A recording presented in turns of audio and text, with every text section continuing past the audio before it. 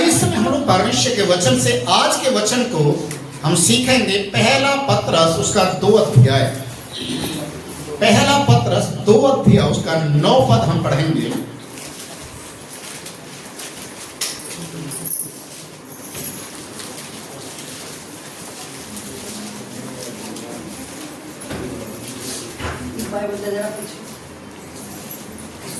पहला पत्रस 2 अध्याय।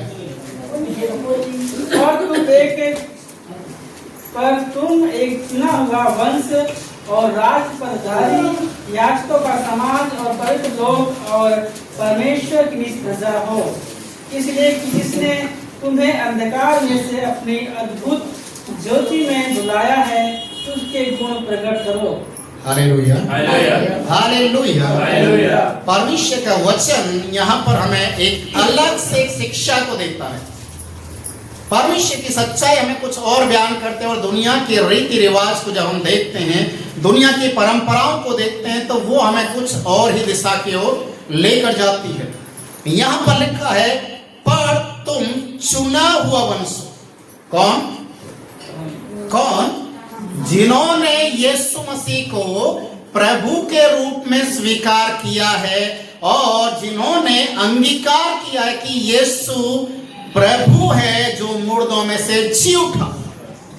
ये जो अंगीकार करता है और दिल से विश्वास करता है और मुंह से कहता है कि यीशु ही प्रभु है, वो परमेश्वर का चुना हुआ वंश कहलाता है। यूहन्ना 1 अध्याय उसके 12 पद को जब हम पढ़ेंगे तो वहां पर ये वाक्य पूरा होता है, जितनों ने उसे ग्रहण किया, जितनों ने उसे ग्रहण किया, किसे?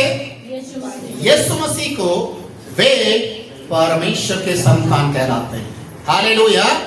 किसके संतान कहलाते हैं? परमेश्वर के। अगर आज हम परमेश्वर की संतान हैं तो याद रखें, अगर लिखना है तो आप इन पॉइंटों को लिख सकते हैं।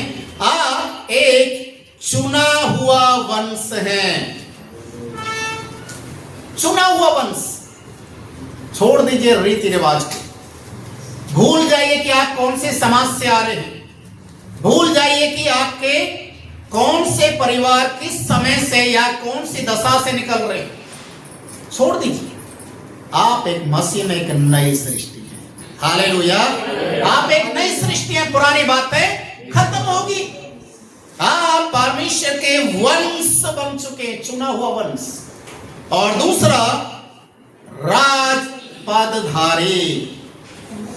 राजपदधारी, राजपदधारी का मतलब आने वाले समय में आपको राज्य के अंदर एक पद मिलने वाला है। हालेलुया। अभी आपने देखा होगा बिहार का इलेक्शन होने वाला है। लोग कहते हैं या पार्टियां कहते हैं कौन सीएम बनेगा, कौन वाइस सीएम बनेगा, किसको कौन सा पद मिलेगा। पद की लड़ाई है। हालेलुया। अगर पद नहीं दिया गया तो लोग निराश हो जाते हैं, पर परमेश्वर का धन्यवाद हो कि वो स्वर्गीय राज्य का परमेश्वर वो कहता है कि वो आपको एक पद देने के लिए चाह रहा है, हर एक व्यक्ति को एक पद देने के लिए चाह रहा है। इसलिए आज से अपने आप को याजकों का वंश कहना शुरू कर दे, क्योंकि लिखा हुआ यहां पर राजपदधारी याजकों का समाज। याजकों का समाज। याजक किसे कहते हैं मालूम है? जो पवित्र चुने हुए लोग हैं, जो परमेश्वर की आराधना करते हैं, परमेश्वर के लिए जो अपने आप को डेडिकेट कर चुके हैं। याजक, याद रखिए, याजक केवल लेवी के गोत्र से ही आना है। इसलिए लेवी के गोत्र को अलग किया गया कि ये परमेश्वर की सेवा करेंगे। और परमेश्वर ने आपको और मुझे ये सौभाग्य दे दिया कि उस लेवी के घराने के अंदर हम पैदा नहीं हुए, पर यीशु के जरिए हमें वो मौका मिल रहा है कि हम याजकों का समाज बन गए। हालेलुया। याजकों का समाज। और लिखा है, दूसरा शब्द है पवित्र लोग। पवित्र, पवित्र किसे कहते हैं मालूम है ना? जो शुद्ध और प्योर किए गए, वो तैयार किए गए। एक सोने को आपको परखना, उसके अंदर शुद्धता को चेक करना है, तो उसे आग के जरिए उसको परखा जाता है। Hallelujah, hallelujah. आग के जरिए उसे परखा जाता है उसकी शुद्धता को निकालने के लिए। तो यहां पर तो पवित्रता का शब्द है, क्योंकि हमारा बुलाने वाला पवित्र है। वो कहता है कि तुम भी अपने आप को क्या करो, पवित्र करो, तुम पवित्र लोग हो। और लिखा है और परमेश्वर की निज प्रजा हो। क्या हो? निज प्रजा। निज प्रजा का मतलब परमेश्वर की खास प्रजा, खास लोग हो।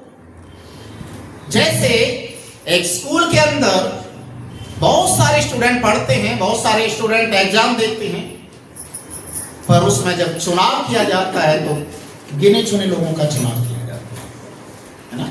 रेस में बहुत लोग दौड़ते हैं, परिणाम एक ही ले जाता है। हालेलुया।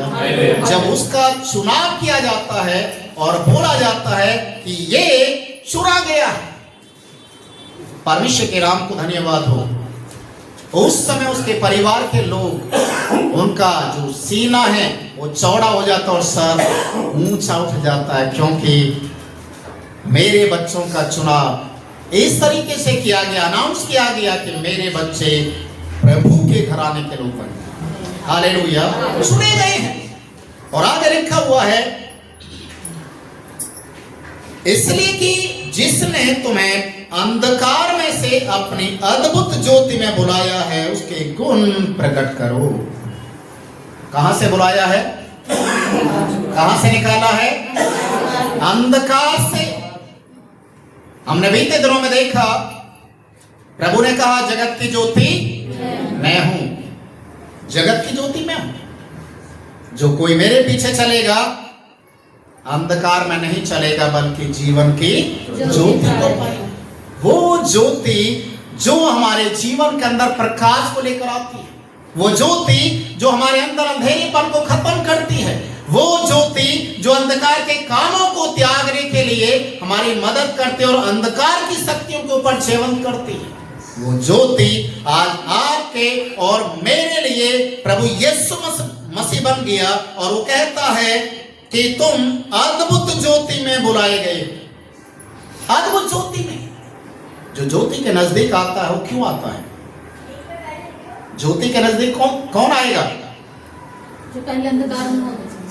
यूहन्ना रचित सुसमाचार पहला अध्याय निकालें,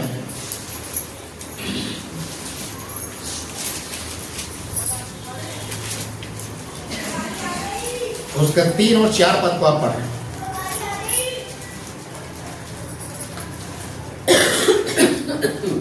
सब कुछ उसी के द्वारा उत्पन्न हुआ और जो कुछ उत्पन्न हुआ है उसमें से कोई भी वस्तु उसके बिना उत्पन्न नहीं हुई।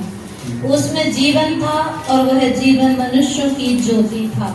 ज्योति अंधकार में चमकती है और अंधकार ने उसे ग्रहण नहीं किया। 9 पद भी। सच्ची ज्योति जो हर एक मनुष्य को प्रकाशित करती है जगत में आने वाली थी। वह जगत में था और जगत उसके द्वारा उत्पन्न हुआ और जगत ने उसे नहीं पहचाना। Hallelujah, hallelujah. यहाँ पर लिखा हुआ है कि ज्योति का कार्य क्या है, ज्योति के नजदीक कौन आता है और ज्योति से डरता कौन है? प्रिय भाई और बहनों, परमेश्वर का वचन कहता है कि ज्योति के नजदीक वो व्यक्ति आता है जिसके कार्य प्रकट हों, और ज्योति से डरता वो है कि उसके कार्य प्रकट ना हो जाए। हालेलुया। क्योंकि ज्योति कहां चमकती है? कहां चमकती है? अंधकार में। हालेलुया। और इसलिए लिखा है कि तुम उसके गुणों को प्रकट करो। किसके गुणों को? मसीह के गुणों को, यीशु के गुणों को प्रकट करो। आज मसीह समाज ये धर्म बदलने वाला एक समाज नहीं है। बहुत सारे लोग अलग अलग आरोप लगाते हैं। हम बदले हुए लोग, नहीं ऐसा नहीं। अभी आपको मालूम होगा, अभी महिलाओं का वर्ल्ड कप चल रहा था, मसीह लड़की ने 127 हाँ, उस लड़की की मैं थोड़ा सा गवाही आपको दे देता हूं। आज से कई साल पहले उसके पापा के ऊपर धर्म परिवर्तन का केस लगाया गया। आप उसका पूरा हिस्ट्री मैं सारा कुछ नहीं बताऊंगा, थोड़ा सा ब्रीफली आपको दूंगा। उसके पापा के ऊपर धर्म परिवर्तन का केस लगाया गया क्योंकि ये लड़की भी उनके साथ में चर्च में जाती थी, आराधना में भाग लेती थी, पर ये क्रिकेट टीम की एक मेंबर भी थी। तो इसकी इस जो इसके परमेश्वर के प्रति जो इसके अंदर प्रेम था, चर्च जाना, प्रार्थना में भाग लेना, इनके पापा के ऊपर धर्म परिवर्तन का केस लगाकर इस लड़की को क्रिकेट टीम से बाहर करवा दिया, बैन करवा दिया गया ताकि ये आगे भारत के लिए क्रिकेट ना खेले। ये बहुत निराश हो गई थी। मैं इनके बारे में थोड़ा सा मैंने पढ़ा था, और आजकल तो सोशल मीडिया पे वही लड़की छपी हुई है, छाई हुई है। जब इसको क्रिकेट टीम से बाहर कर दिया गया, ये बहुत ज्यादा डिप्रेशन में चली गई थी, बहुत ज्यादा। और लगातार प्रार्थना करने के कारण इधर इसको क्रिकेट टीम से बाहर कर दिया गया, उधर में इसके पापा के ऊपर धर्म परिवर्तन का केस लगा दिया गया। ये परिवार पूरी रीति से टूट चुका था, पूरी रीति से। पर देखिए, परमेश्वर के गुणों को प्रकट करना है। ज्योति अंधकार में चमकती है, हालेलुया। और एक ऐसा समय आया कि इस लड़की को दोबारा से क्रिकेट टीम में लिया गया, और वही लड़की आज हिंदुस्तान के लिए वर्ल्ड कप जीतने वाली टॉप प्लेयर के रूप में चुनी गई, हालेलुया। और जब उसका इंटरव्यू लिया गया, आप शायद देख रहे होंगे, उसने सीधा बोला, आई बिलीव इन क्राइस्ट, मैं यीशु पर विश्वास करती हूँ। उसने खुले शब्दों में बोला, ये विक्ट्री जो मैंने पाई है, इंडियन टीम को जो जिताया, ये मेरे प्रभु की ओर से जिताया, हालेलुया, हालेलुया। और वो बोल रही थी, जब मैं क्रिकेट खेल रही थी, मेरा शरीर के अंदर जो मेरी ताकत थी वो जवाब दे चुकी थी, पर परमेश्वर का आत्मा मुझे बार बार याद दिला रहा था, मुझे वचन याद आ रहा था, मत डर, मैं तेरे साथ में, मैं तुझे ताकत दूंगा, मैं तुझे ताकत दूंगा, तू चल। और उसकी आत्मा में आवाज आती रही, वो चलती गई, और नॉन स्टॉप वो खेलती रही, और एक समय ऐसा आ गया, वो वर्ल्ड कप को जिताने में कामयाब हो गई। आज बहुत सारे सोशल मीडिया पे चल रहा है कि जिन लोगों ने उनको, उनके परिवार को धर्म परिवर्तन का नाम लेकर उन्हें अलग किया गया, आज वो कहां है? आज वो खुले शब्दों में हर एक इंटरव्यू में बोल रही है, मेरे यीशु ने मुझे जिताया, हालेलुया। धर्म परिवर्तन करने वाले लोगों का समाज नहीं है प्रियो, ये चुने हुए लोगों का समाज है, हालेलुया, हालेलुया। जब परमेश्वर के लोग खड़े होते हैं तो विरोधी उनके सामने खड़ा नहीं हो पाता। और ये जो मैच था, ये एक ऐसी टीम के खिलाफ में था जो 7 बार वर्ल्ड कप जीत चुकी है, हालेलुया, हालेलुया। परमेश्वर का वचन कहता है कि उसके गुणों को तुम क्या करो? प्रकट करो, उसके गुणों को प्रकट करो। परमेश्वर के नाम को धन्यवाद हो, जब हम उसके गुणों को प्रकट करते हैं और ये इस बात को जानते हैं कि हम याजकों का, चुने हुए याजकों का समाज है, हम पवित्र लोग हैं, अलग किए हुए लोग हैं, तो परमेश्वर का वचन कहता है कि उसके गुणों को हमें प्रकट करना है। कुछ हिदायत है, कुछ आज्ञा है जिसको हमें मानना भी है। वो आज्ञा क्या है? 2 कुरिन्थियों 6 अध्याय निकालेंगे, 2 कुरिन्थियों चैप्टर 6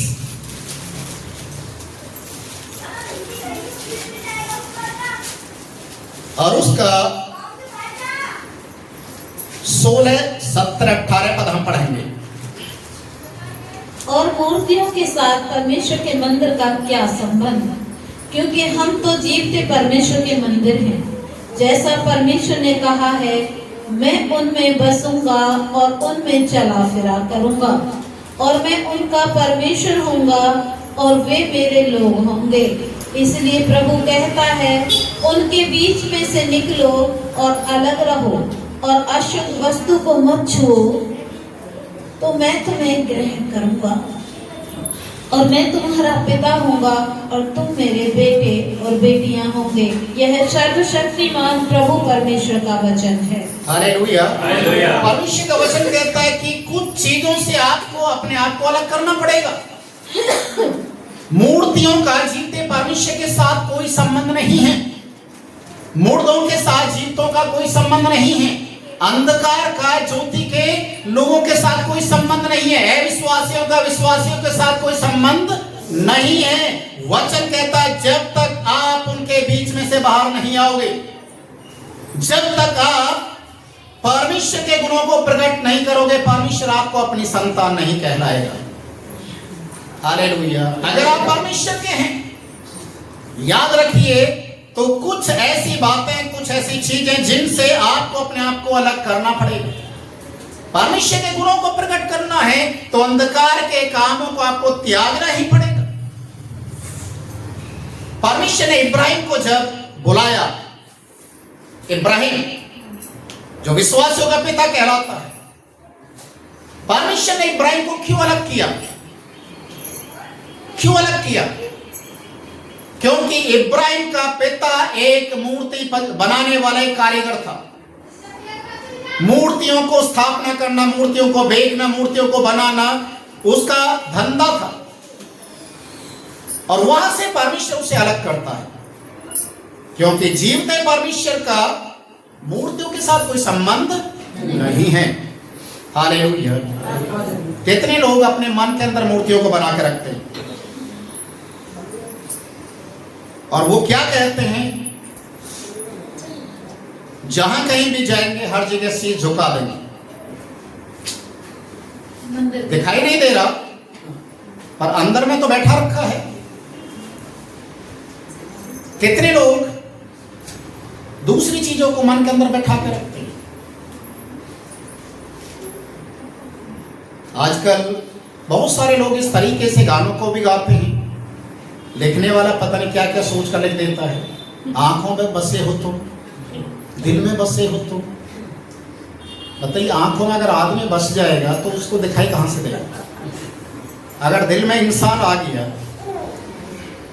तो दिल जो धड़क रहा है वो भी, अगर इंसान गुस्से में जब मुंह फुलाकर बैठ सकता है, सोचने वाली बात है, और दिल के अंदर कोई ऐसा व्यक्ति बैठ गया जो गुस्से में मुंह फुला ले तो उसका सब तो सांस लेना बंद हो जाएगा।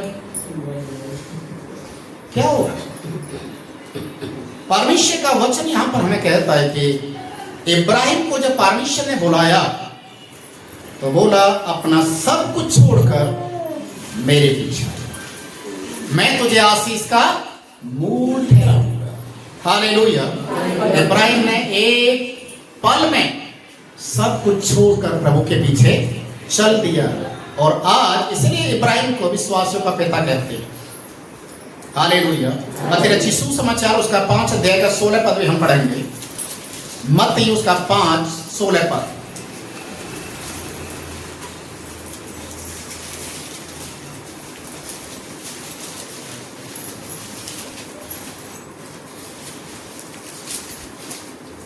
उसी प्रकार तुम्हारा उजाला मनुष्यों के सामने प्रगटे कि वह तुम्हारे भले कामों को देखकर तुम्हारे पिता की जो स्वर्ग में है बड़ाई करें। हालेलुया।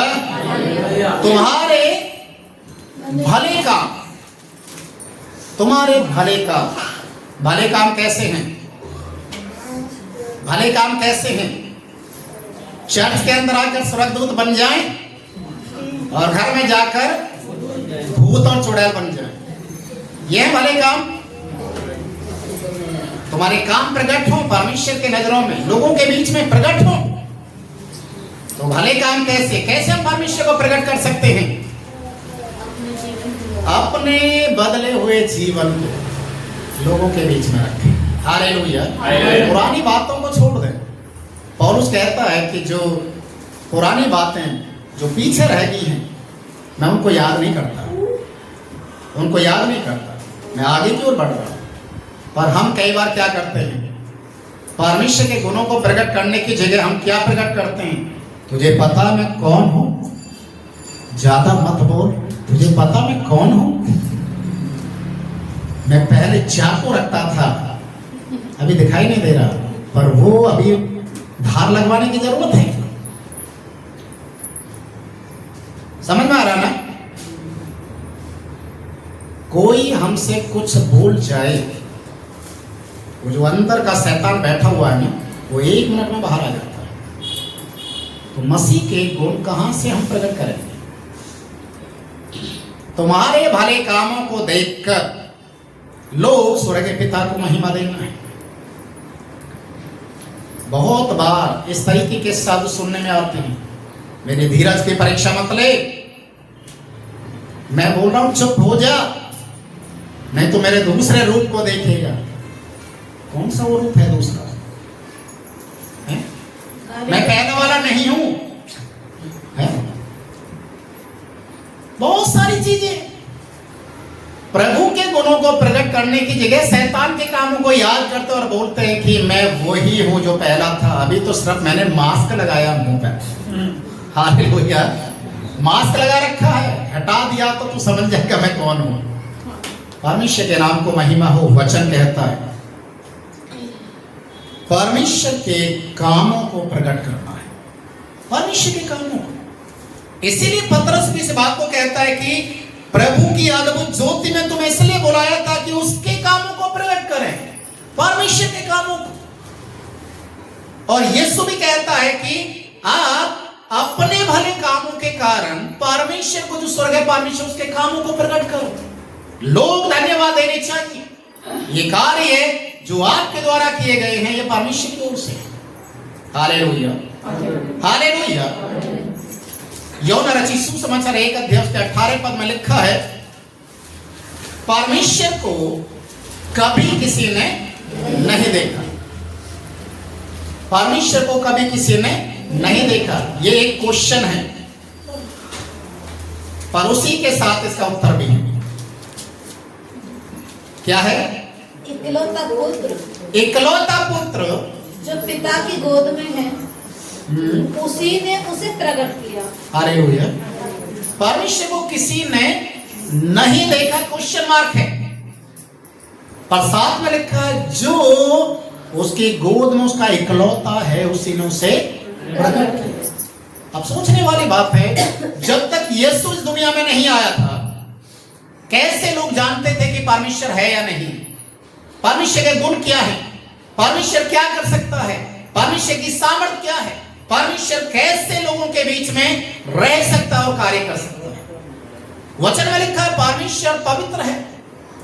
वो इतना पवित्र है कि जो सूरज को बना सकता है, सूरज को आप 1 मिनट क्या कुछ सेकंड भी आंख खोलकर सूरज की ओर नहीं देख सकते। जब उसके अंदर इतनी ज्योति है, तो इसको ज्योति को बनाने वाला कितना ज्योतिमय होगा। Hallelujah, hallelujah. जिसके एक शब्द से बारिश हो सकती है, एक शब्द से तूफान आ सकता है, एक शब्द से बहुत कुछ हो सकता है, वो कितना सामर्थ्य होगा। वचन में लिखा है मनुष्य उसे अपनी आंखों से देख नहीं सकता, उसे छू नहीं सकता, वो इतना सामर्थ्य, इतना पवित्र है। एक बार मूसा वो झाड़ी को देखने के लिए उसके नजदीक गया जिसमें से आग निकल रही थी। वो झाड़ी से आवाज आई, वहीं रुक जा, अपने जूते उतार दे, क्योंकि जहां तू खड़ा है वो पवित्र है। वो झाड़ी के नजदीक में नहीं पहुंच पाया प्रियो, दूर से कोई परमिशन बोल दिया ये पवित्र जगह है। तो सोचने वाली बात है, हम पापी हृदय के साथ कैसे प्रभु की उपस्थिति में आ सकते हैं। और ये परमेश्वर का धन्यवाद हो जो यीशु के रूप में दुनिया के अंदर परमेश्वर ने हमारे बीच में डेरा किया। हमें मालूम चल पाया कि परमेश्वर है क्या, परमेश्वर कैसे प्रेम करता है, कैसे वो लोगों के दुख दर्द को दूर कर सकता है। और यीशु के विषय में में लिखा है वो अपने पूरे जीवन के अंदर लोगों की भलाई करते हुए चला। हालेलुया। परमेश्वर के कामों को प्रकट किया। परमेश्वर के पास जो पावर है उस पावर को यीशु के जीवन में हम देख सकते हैं। इस दुनिया के अंदर कोई भी मुर्दे के अंदर जान नहीं डाल सकता प्रियो, पर यीशु ने करके दिखाया। हालेलुया। यीशु ने करके दिखाया। कोई भी जन्म से अंधे की आंखें नहीं खोल सकता, यीशु ने खोल के दिखाई। हालेलुया। किसी भी इंसान का प्रकृति के ऊपर कोई अधिकार नहीं चलता, पर यीशु ने कहा ये पेड़ आज से फल ना देगा। अगले दिन देखा वो सूख गया। यीशु ने कहा आंधी और तूफान शांत हो जाए, सब शांत हो गया। ये अधिकार, ये पावर केवल उस सृष्टिकर्ता के हाथ में है, और यीशु ने उस पावर को दिखाया पर उसे अपने लिए इस्तेमाल नहीं किया।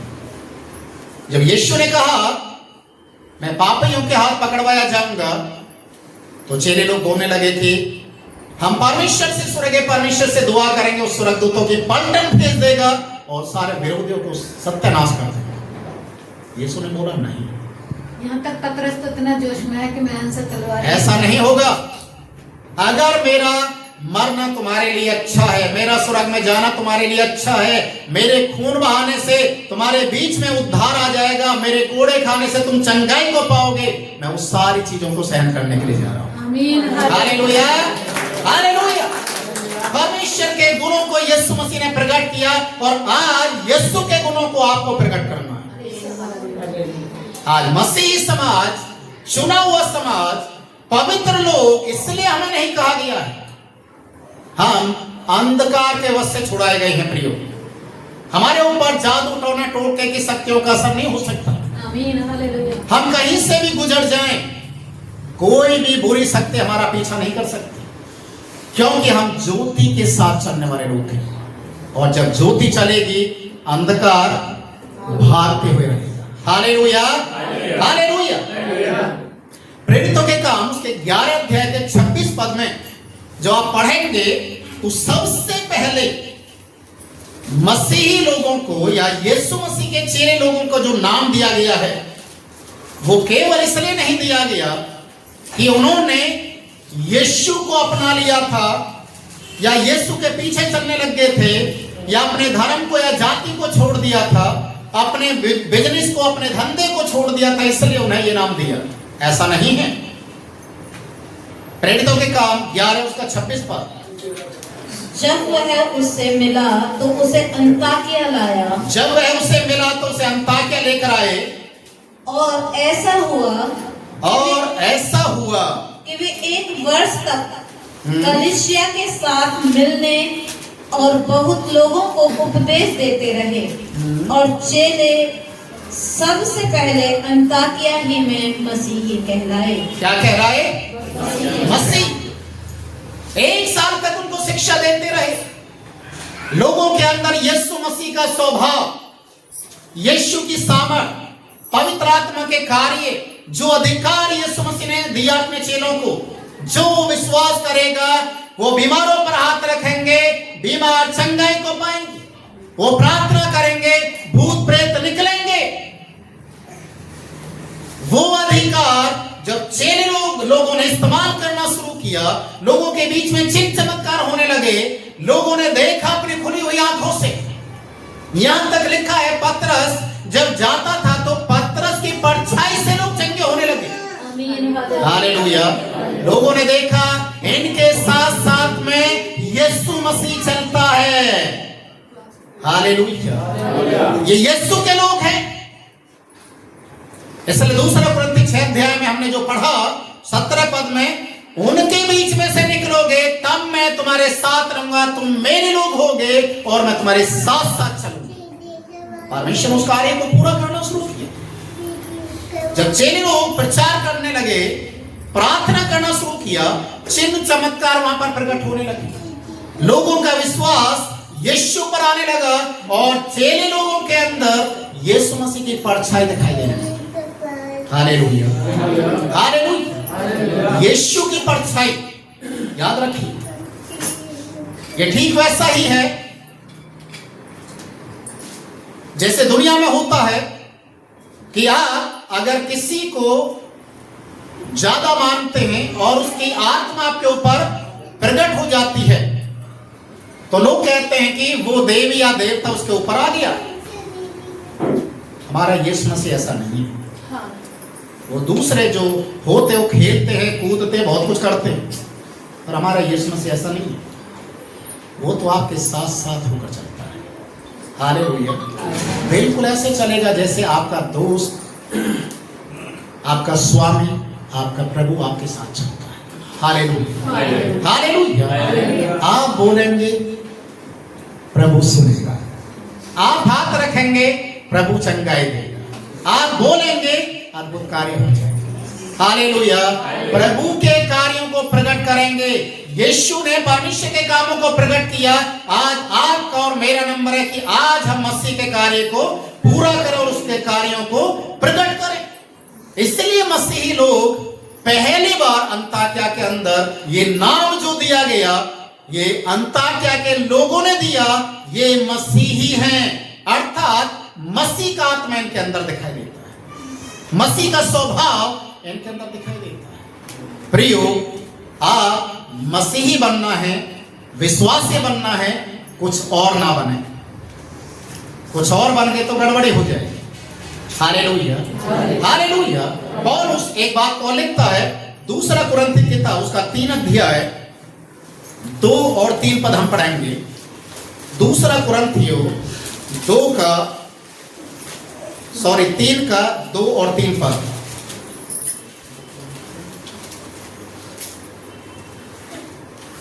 हमारी पत्री तुम ही हो। हमारी पत्री तुम ही। देखिए यहाँ पर पौलुस कुरिन्थियों की कलीसिया के लिए क्या लिखता है? हमारी पत्री तुम ही हो, जो हमारे हृदयों पर लिखी हुई है और उसे सब मनुष्य पहचानते और पढ़ते हैं। यह प्रकट है कि तुम मसीह की पत्री हो, जिसको हमने सेवकों के समान लिखा और जो स्याही से नहीं परंतु जीवते परमेश्वर के आत्मा से पत्थर की पट्टियों पर नहीं परंतु हृदय की मांस रूपी पट्टियों पर लिखी गई है। Hallelujah, hallelujah. वचन कहता है तुम एक खुली हुई पत्री हो। खुली हुई पत्री का मतलब मालूम है आप लोगों को? आपको सब पढ़ते खुली हुई चिट्ठी। पहले पोस्ट कार्ड चलता था, काफी समय पहले, आज भी चलता है पर लोग अब इस्तेमाल शायद नहीं करते इतना। पोस्ट कार्ड के ऊपर जो भी आप लिखते हैं वो उसके ऊपर अपने दिल की जो भावना है, जो भी बातें हैं उनको लिख देती है। जब वो पोस्ट कार्ड जब जाता है तो उसको जो भी हाथ में लेता है वो पढ़ लेता है किसका है, क्या क्या लिखा है इसमें। और एक दूसरा होता है पत्री, लेटर, जिसके अंदर लिखा जाता है ऊपर से उसे बंद कर दिया जाता है। वो अंदर की बातें कोई नहीं पढ़ पाता, पर पोस्ट कार्ड में कोई नहीं पढ़ सकता।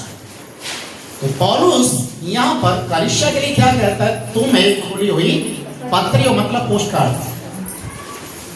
लोग तुम्हें पढ़ते हैं। हालेलुया। जो लिखा गया है वो स्याही से नहीं लिखा गया। किससे लिखा गया है? हालेलुया। जो पत्री लिखी गई है, जो शब्द लिखे गए, वो किससे लिखे गए हैं? जीवते परमेश्वर की आत्मा से। जीवते परमेश्वर की आत्मा से। हालेलुया। आप उसकी आत्मा के द्वारा बुलाए गए, आप चुने गए। जैसा हमने पहला पत्रस के किताब में हमने पढ़ा, 2 के 9, आप एक चुने हुए लोगों का समाज है, याजकों का समाज है। आप परमेश्वर के लिए अलग किए गए लोग, आप ज्योति में बुलाए गए हैं। प्रियो, इसलिए परमेश्वर का आत्मा आपके ऊपर लिखता है। पौलुस यहाँ पर लिखता है, वो ऐसा नहीं कहता कि आपके माथे पर, आपके छाती के ऊपर हमने एक बड़ा सा एक टैटू बनवा दिया है, आप इस टैटू को देखते रहें, ऐसा नहीं है। लोग टैटू को भी क्यों बनवाते मालूम है? मैंने किसी को देखा, उन्होंने किसी का नाम बनवा रखा है, खुदवा रखा है, जो टैटू जो बनवाते हैं। और वो क्यों बनवाया? मालूम चला जिससे वो प्यार करते हैं उसका प्यार यहाँ इजहार कर रहे हैं। अगर कोई पूछे कि क्या आप मुझसे प्यार करते हैं, छाती खोल कर देखो, ये प्यार है। लिखवाने से नहीं होता प्रियो, वो स्वभाव में होना चाहिए। हालेलुया, हालेलुया, वो स्वभाव में होना चाहिए। जैसे अब मैं एक उदाहरण दे रहा हूं, थोड़ा खतरनाक है, सुनने के लिए थोड़ा सा हिम्मत रखना है। बुरा मत मानना। एक व्यक्ति जब दारू पीने वाला दारू नहीं पीता और जो बातचीत करता है, आप देख रहे हैं उसके शब्दों में इतनी मिठास होती है कि आप शहद को भूल जाएंगे। और जब वो चीज है ना उसके अंदर में आ जाएगी, वो मिठास क्या हो जाएगी, मार पिटाई लात घूसे गाली गलौज सब शुरू हो जाएंगे। क्योंकि वो जो शब्द होते हैं ना, वो शब्दों में नहीं, जो अंदर में बसा है वो प्रकट। Hallelujah, hallelujah. प्रियो, यही एक सच्चाई है। और इसलिए पौलुस कहता है यहाँ पर, तुम एक खुली हुई पत्री इसलिए हो क्योंकि लोग तुम्हें पढ़ते हैं। आप बिना पिए कुछ और है और पीने के बाद कुछ और हैं, चर्च में कुछ और है और घर में कुछ और हैं, तो आप शराबी से कम नहीं है। हाँ, बदलना है अपने आप को। और जिस चीज के लिए मना किया जाता है कि उस चीज को हाथ मत लगाओ, प्रभु आपको ग्रहण करेगा, प्रभु में बढ़ पाएंगे, तो वचन भी कहता उनमें से बाहर निकलो तभी मैं तुम्हें ग्रहण करूंगा। आप परमेश्वर के अगर संतान बनना है, परमेश्वर के साथ आपको चलना है, तो अपने आप को आपको बदलना ही पड़ेगा। हम आपको ये नहीं कहते हैं आप अपने नाम को बदल लें। कोई भी वचन को प्रचार करने वाला प्रचारक कभी नाम को बदलने के लिए नहीं कहेगा। नाम को बदलने से कुछ नहीं होता, मन का बदलना। हालेलुया, मन बदल जाएगा तो अपने आप ही एक नया मनुष्य आप बन जाएंगे। हालेलुया। एक जो बीज होता है, किसी भी चीज का बीज, जब आप उसको जमीन के अंदर, मिट्टी के अंदर जब आप गाड़ेंगे, जब तक आप गाड़ेंगे नहीं वो बीज ही बना रहेगा। और जिस दिन उसे जमीन में गाड़ देंगे तो बीज नहीं रहेगा, वो अंकुर बन जाएगा, पेड़ बनकर बाहर आ जाएगा। तो आपको पेड़ बनना है जिसके अंदर जीवन है। हालेलुया, वो पेड़ बनना है जो दूसरे लोगों को दिखाए। और इसलिए पौलुस कहता है, इसलिए यीशु कहता है कि मसीह के गुणों को प्रकट करें। और ये गुण तभी प्रकट होंगे जब आप अपने स्वभाव के लिए, बुराई के लिए, बुरे विचारों के लिए मर जाएंगे और प्रभु के लिए जीवन को जीना शुरू करेंगे। हालेलुया। आइए इस समय हम प्रार्थना करें, प्रभु इस वचन से हमें आशीष